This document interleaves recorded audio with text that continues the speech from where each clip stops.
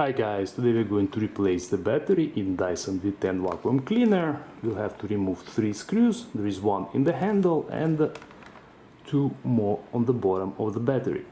For this we'll have to use a small Phillips screwdriver. I will start with the bottom screws. They may be tough to remove at first, so you have to press and turn at the same time.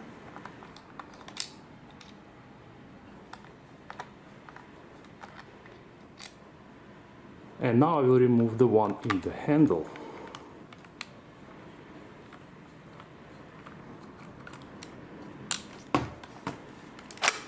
And now the battery will come out. We'll be using the aftermarket battery, which fits our V10 Dyson. I'll show you guys the specs for this one. So compared to the original, it also is 25.2 volts, and this one is 3900 milliamp hours. The Dyson is 2600 milliamp hours, but in terms of the amount of time that it's gonna work, it's gonna be very similar. Up to 60 minutes on lowest setting and up to 6 minutes on the maximum setting. Battery comes with 3 screws in case if you lose any that you have removed. Insert the new battery, and as you guys can see, it fits perfectly. I will reuse the same screws.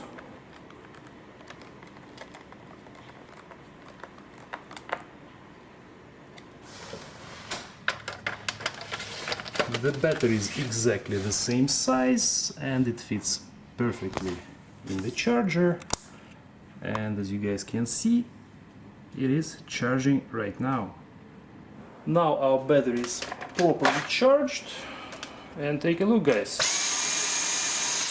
our vacuum cleaner is working again. In case if you guys are interested, I will leave you the link for this battery in the description, and we'll see you in the next video.